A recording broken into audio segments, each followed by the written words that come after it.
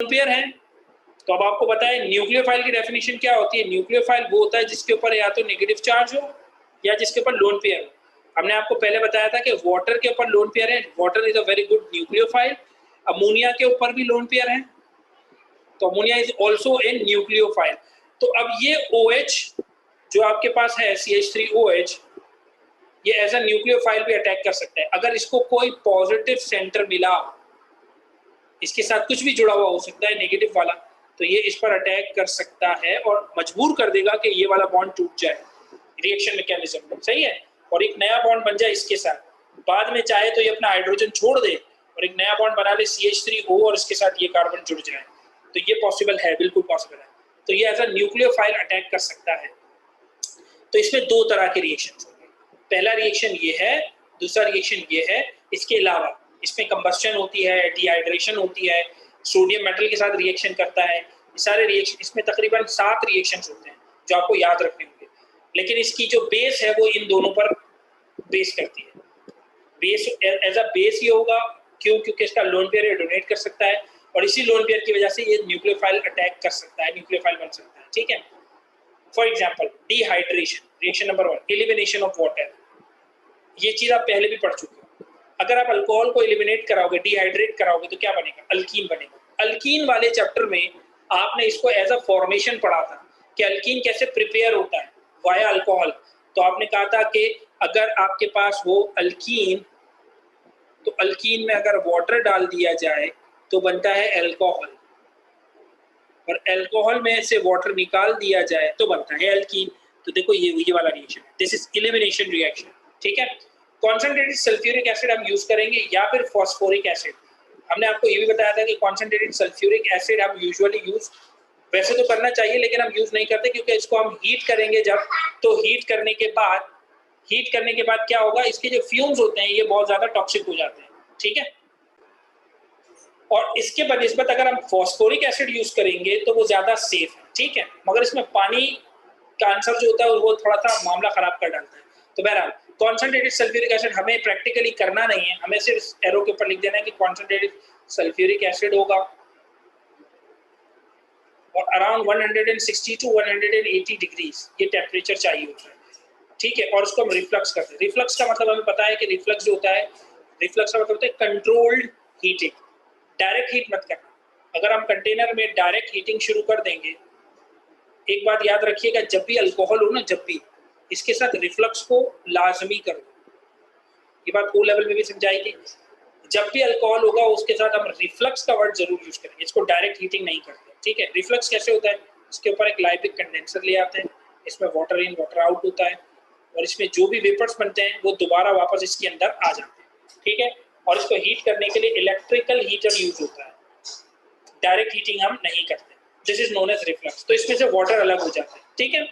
Now what is the mechanism? अच्छा, reagent क्या क्या होंगे? कॉन्सेंट्रेटेड सल्फ्यूरिक एसिड, कंडीशन है रिफ्लक्स 180, प्रोडक्ट है अल्कीन, इक्वेशन है C2H5OH। जरूरी नहीं है C2H5OH हो, आप कोई और अल्कोहल भी चाहिए, अगर आप बनाना चाहे तो बना सकते हैं। मान लीजिए अगर मुझे चाहिए अल्कीन ये वाला CH3 CH2 CH double bond CH, ये कौन सा अल्कीन है? This is butene, 1 butene. तो इस 1 ब्यूटीन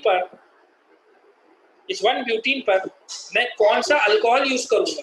तो आप देखो इसने डबल बॉन्ड यहाँ से बनाया ना, तो आप एलिमिनेशन यही करोगे, यानी कि यहाँ एक हाइड्रोजन होना चाहिए था, यहाँ एक OH होना चाहिए, या यहाँ OH यहाँ H होना चाहिए। दोनों में से कोई भी एक सूरत हो सकती थी। इन दोनों को आपने देख लेना है यहाँ पर। अकॉर्डिंग टू मार्कोनी-कोफ रूल अगर हम देखेंगे, अकॉर्डिंग टू मार्कोनी-कोफ रूल आपको देखना ये होगा कि हाइड्रोजन उसके पास होगा जिसके पास पहले से हाइड्रोजन ज्यादा हो। इसका मतलब हाइड्रोजन इसके पास रहा होगा, OH इसके पास रहा होगा। ये OH होना चाहिए था और ये H होना चाहिए था, क्योंकि ये हाइड्रोजन ज्यादा है। तो आने वाला जब एडिशन किया होगा तो हाइड्रोजन इसके पास हुआ होगा ज्यादा, और कम हाइड्रोजन इसके पास था, इसकी वजह से OH इसके पास रहा होगा। अभी हमारी ये बहस नहीं है कि किसके पास क्या रहा, लेकिन अगर आपसे कहा जाए कि ये अल्कीन किससे बना था, जरा इसका प्रोडक्ट बनाओ, इसका रिएक्टेंट बताओ, तो आप इसका रिएक्टेंट क्या बताओगे? तो इसका रिएक्टेंट ड्रॉ करने के लिए अगर आए तो आप लिखोगे CH3 CH2,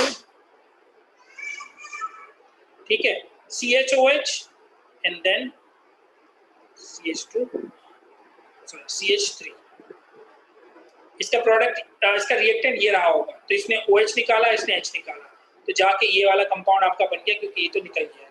ठीक है, मैकेनिज्म कैसे, ये मैकेनिज्म इंपॉर्टेंट नहीं है एग्जाम पॉइंट ऑफ व्यू से, लेकिन चूंकि पार्ट है तो आपको बता देते। इस OH ने सबसे पहले इस H को कैप्चर किया। फर्स्ट को कहते हैं protonation of alcohol using lone pair of oxygen. Lone pair of oxygen ने प्रोटीनेशन किया। प्रोटोनेशन क्या मतलब होता है, इसने हाइड्रोजन को कैप्चर कर लिया और एज अ बेस डिक्लेयर हुआ। ठीक है, आप इसको ये भी कह सकते हैं इसने एज अ न्यूक्लियोफाइल अटैक किया, पॉसिबल है, कह सकते हो, लेकिन न्यूक्लियोफाइल हम यहाँ पर क्यों नहीं कह रहे, इसका कोई रीजन है और इसमें अभी डिस्कस करने की जरूरत नहीं है। स्टेप नंबर 2 में क्या होगा, ये जो बॉन्ड है OH, अब OH हाइड्रोक्सोनियम आयन बन गया। ठीक है, हाइड्रो ऑक्सोनियम आयन बन गया और ये 3 से जुड़ा हुआ है, जिसके ऊपर एक लोन पेयर है, तो ये sp3 हाइब्रिडाइजेशन है, 3+1, 1 2 3 और +1 तो 4 हुए ना, तो sp3 हाइब्रिडाइजेशन है, जबकि इसका एंगल जो है वो इस वक्त है 107। ठीक है, ट्राइगोनल पिरामिडल बन गया ये। ठीक, 3 बातें हो गई। अब ये वाला जो बॉन्ड है, ये बॉन्ड टूटेगा और इस पे चला जाएगा, जिसकी वजह से ये OH2 यानी H2O ये निकल गया। ठीक, ये चला जाएगा और इस पर क्या आ जाएगा, पॉजिटिव साइन, तो लॉस ऑफ वाटर हुआ टू जनरेट कार्बोकैटायन।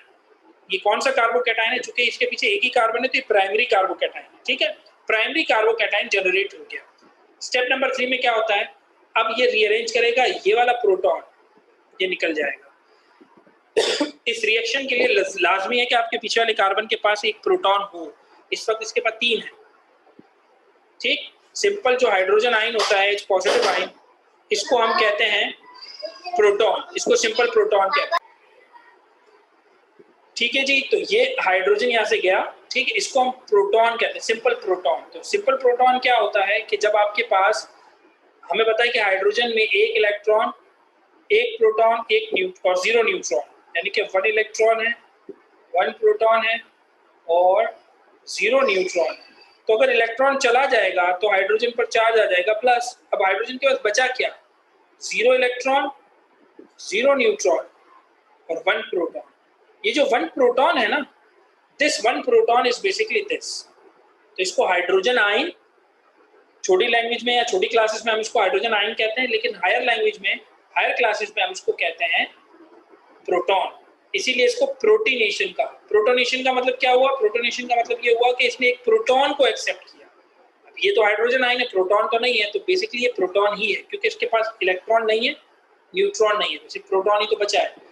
ठीक है, अब यहाँ पर हुआ लॉस ऑफ प्रोटॉन, इसने अपना एक प्रोटॉन निकाला और ये डबल बॉन्ड बना दिया, दिस इज लीविंग ग्रुप। ठीक है, इसको लॉस ऑफ प्रोटॉन कहते हैं, इसको डीप्रोटोनेशन कहते हैं। प्रोटोनेशन का मतलब प्रोटॉन का आना, डीप्रोटोनेशन का मतलब ये जो डी है ना, डी ये वाला, इस डीप्रोटोनेशन का मतलब चीज का निकल जाना।